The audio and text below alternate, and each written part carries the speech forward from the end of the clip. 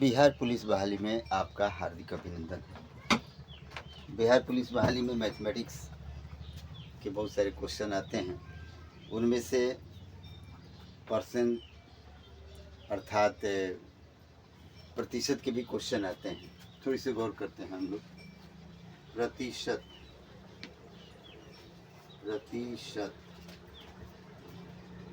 या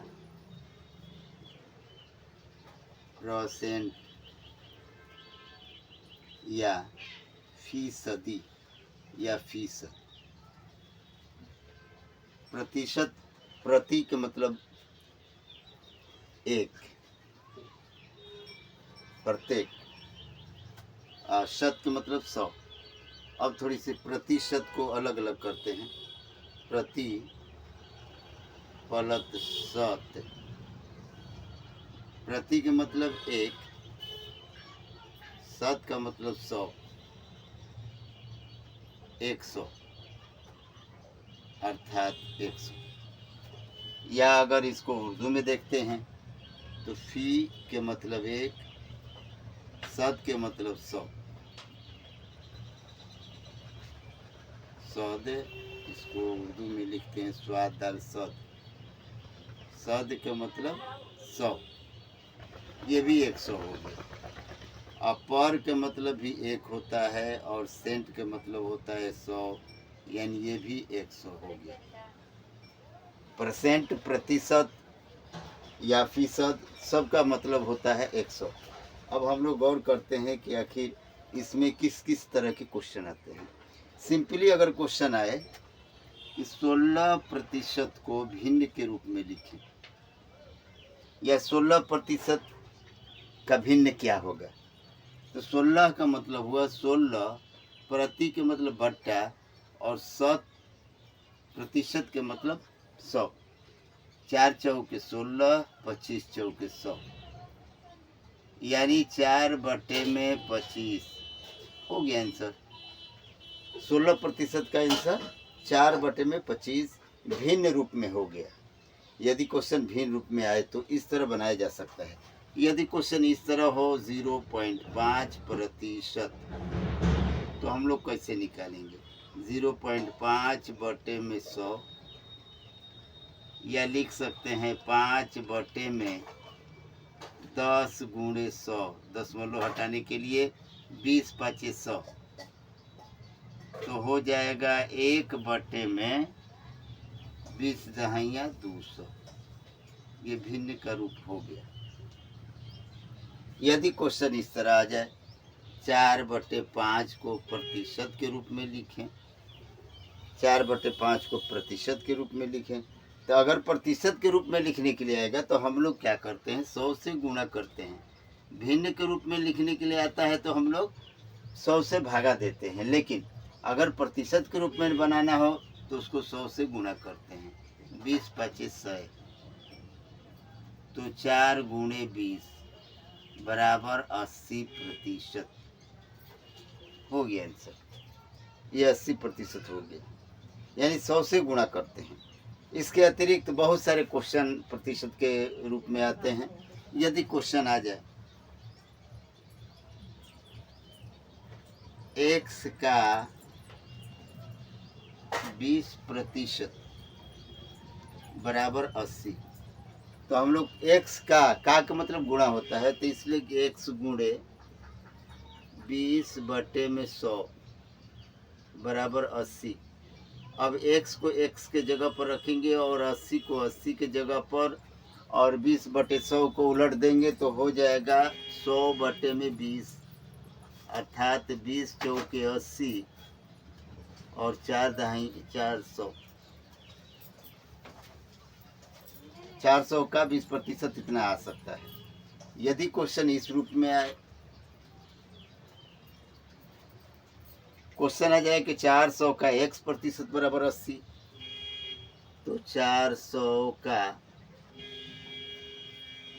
x% = 80। यहाँ जो है प्रतिशत ही नहीं मालूम है, यहाँ संख्या नहीं मालूम था, तो हम लोग सेम उसी तरह लिख सकते हैं। का मतलब गुणा x/100 = 80, इसको x बराबर अगर करते हैं कि तो 80 गुणे 100 बटे में 400, तो जो 0000 कट गया, 4 दूनी के 8 यानी कि 20% आ जाएगा। इससे पहले इसी क्वेश्चन को हम यहाँ बनाए। यदि हम लोग ये देखते हैं कि क्वेश्चन तीसरा रूप में आ जाए, तीसरा रूप में ये आएगा कि 400 का 20% ज्ञात करें, तो आ गया कि 400 का 20% बराबर वाट। 400 का 20% बराबर वाट, तो 400 का मतलब गुणा 20 बटे में 100, 20 5 100 और 5 80, अर्थात 80 आंसर आया। इस तरह की 80 क्वेश्चन हो गया। अब आगे हम लोग देखते हैं, तब तक के लिए यदि कभी कभी क्वेश्चन इस तरह भी आ जाता है, जैसे शकील के पास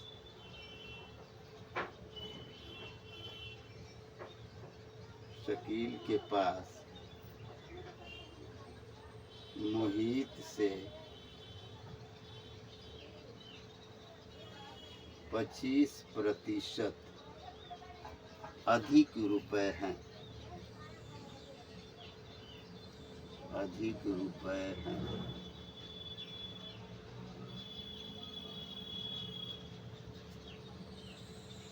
तो मोहित के पास शकील से कितने प्रतिशत कम रुपए है? तो मोहित के पास शकील से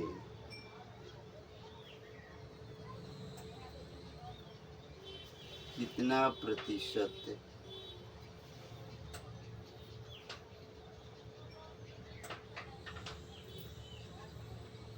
कम रुपए है?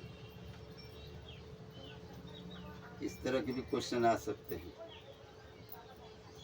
तो बनाने का एकदम साधारण और सिंपल मोहित से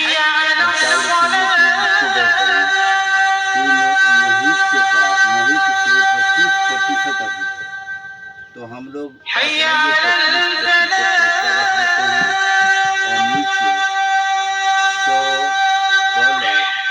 25 अर्थात 25 बटे में 125। अब इसको कट पीस करेंगे, 25 बटे में 125 और प्रतिशत भी होंगे क्योंकि प्रतिशत पूछा है, तो गुणे 100, तो 25 चौके 100, 25 पाँचे 125 और 5 पाँचे 25, अर्थात 5 गुणे 4 बराबर 20% कम है। 20% कम है। गौर करेंगे, क्वेश्चन है कि शकील के पास मोहित से 25% अधिक रुपए हैं, तो मोहित के पास शकील से कितना प्रतिशत कम रुपए है? तो हम देखेंगे कि कितना प्रतिशत अधिक है, तो 25%, 25 गुणे 100। अब रह गई बात कि उसके पास पैसा हुआ कितना, तो 100 + 25, उसके बाद 25 गुणे 100 बटे में 125, तो 25 चौके 100, 25 पाँचे 125, फिर 5 पाँचे 25, 5 चौके 20%। अगर क्वेश्चन आ जाए, इसके अलावा भी क्वेश्चन आ सकता है इस तरह से, जैसे मान लीजिए आ गया कि सीता गीता से 10% कम है। सीता गीता से 10% कम है। सीता गीता से 10% कम है, तो आप बताइए कि गीता सीता से कितना प्रतिशत अधिक है? तो गीता सीता से कितना प्रतिशत अधिक है? कितना प्रतिशत अधिक है? अब यहाँ गौर करेंगे, ऊपर वाला क्वेश्चन में देखेंगे और नीचे वाला क्वेश्चन में देखेंगे डिफरेंट क्या है। ऊपर वाला क्वेश्चन में है कि 25% अधिक है, ये नीचे वाला में कम है, 25% अब अधिक जब है तो प्लस किए, नीचे वाला में कम अगर है तो कम में कम करते हैं, यानी घटाएंगे। 100 माइनस 10 गुणे 100, 100 माइनस 10 गुणे 100, यानी 10 गुणे 100 बटे में 90। अब यहाँ कट कुट कर सकते हैं तो हो जाएगा 0 का 0 हो गया,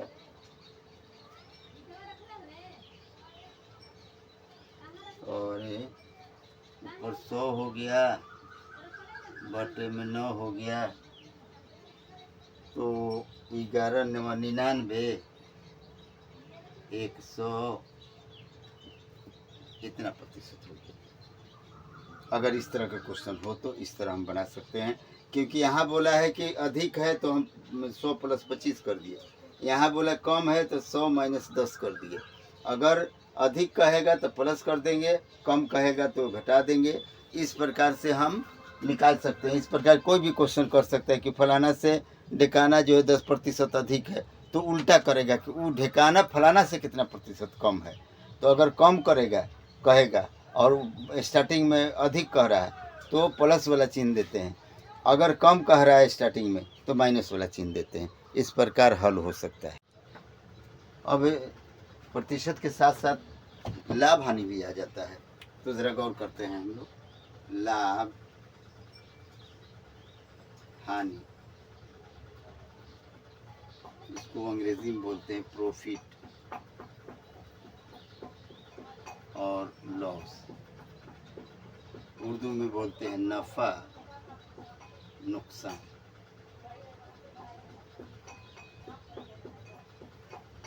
और थोड़ा परिचय करते हैं।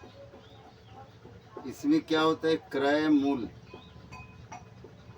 क्रय मूल्य, क्रय मूल्य खरीदारी दाम, खरीदारी मूल्य, खरीदारी मूल्य को क्रय मूल्य कहते हैं।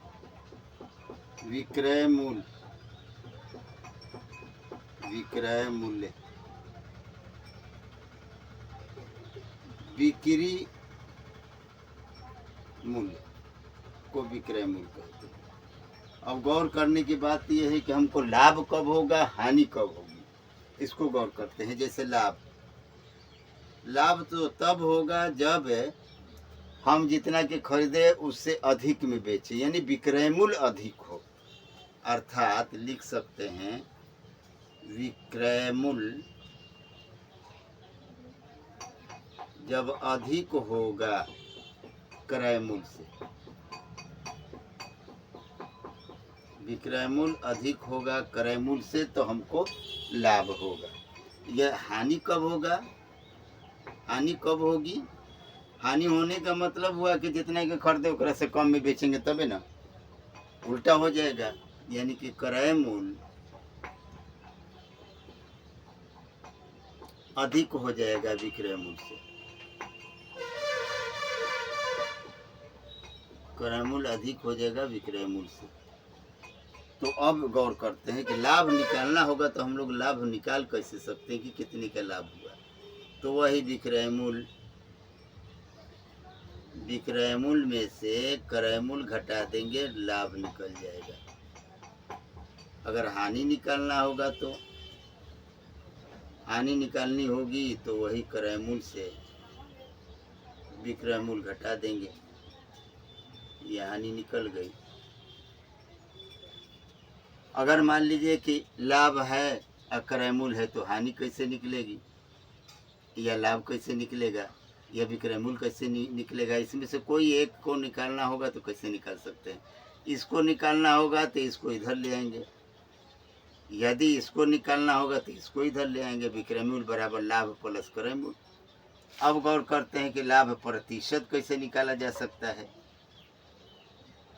प्रतिशत भी तो निकालनी पड़ेगी। लाभ प्रतिशत बराबर लाभ गुणे 100 बटे में क्रय मूल्य। अगर लाभ प्रतिशत डायरेक्ट निकालना होगा तो बस इतनी ज़रूरत है, लाभ की ज़रूरत है, क्रय मूल्य की ज़रूरत है, लाभ प्रतिशत निकल जाएगा। अगर हानि प्रतिशत निकालनी हो, हानि प्रतिशत, तो हानि गुणे 100 बटे में क्रय मूल्य।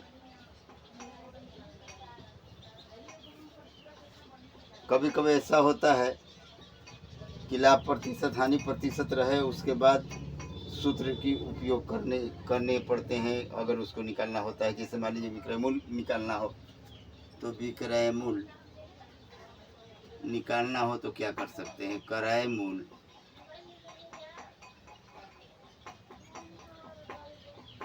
क्रय मूल्य 1 प्लस लाभ बटे में 1 प्लस लाभ बटे में 100। अगर हमारे पास लाभ है प्रतिशत के रूप में, तो हम इस रूप से क्रय मूल्य निकाल सकते हैं। विक्रय मूल्य निकालने का तरीका,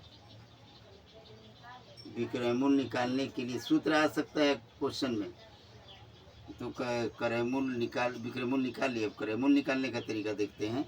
क्रय मूल्य निकालने का तरीका, क्रय मूल्य निकालने का तरीका उसी तरह होगा।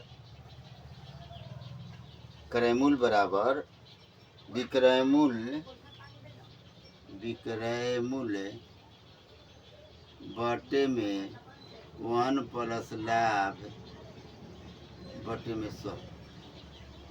क्रय मूल्य निकालने का तरीका ये है, ये जो है उसके बट्टे में हो जाएगा, क्योंकि अगर इसको इधर ले आएंगे तो ये ऊपर हो जाएगा, बट्टा में हो जाता है, रूल के अनुसार ही हो जाएगा।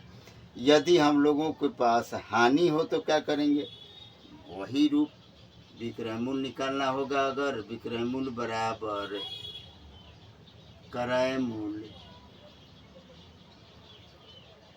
1 माइनस हानि बटे में 100, वही सेम। अगर क्रय मूल्य निकालना हो तो विक्रय मूल्य 1 माइनस हानि बटे में 100। हमारे पास इतना अगर हो तो हम आराम से निकाल सकते हैं। इस रूप में हो, अगर क्रय मूल्य है लाभ है तो हम विक्रय मूल्य निकाल सकते हैं, विक्रय मूल्य है लाभ है तो हम क्रय मूल्य निकाल सकते हैं। मतलब जो भी सूत्र दिया गया है, इधर के पोर्शन के अगर हैं, अंक हैं, संख्या है, तो हम इधर से निकाल सकते हैं। इस सूत्र के अनुसार हम कर सकते हैं। यदि अगर एकाध दो क्वेश्चन आए, जैसे फॉर एग्जांपल थोड़ी सी गौर करेंगे कि अगर क्वेश्चन आए तो क्या करेंगे हम लोग, तो उसको बनाने का तरीका क्या है। मान लीजिए एक क्वेश्चन आया कि 58 वस्तुओं का क्रय मूल्य, 58 वस्तुओं का क्रय मूल्य 50 वस्तुओं के विक्रय मूल्य के बराबर है। इस तरह के अटपट क्वेश्चन आ जाता है, तो उसको हम लोग कैसे निकालेंगे। का क्वेश्चन अभी हमने देखा, 58 वस्तुओं का क्रय मूल्य, 58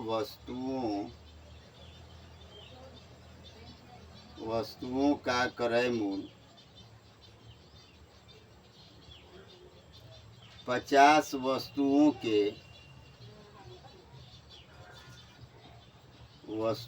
के विक्रय मूल्य के बराबर है, विक्रय मूल्य के बराबर है।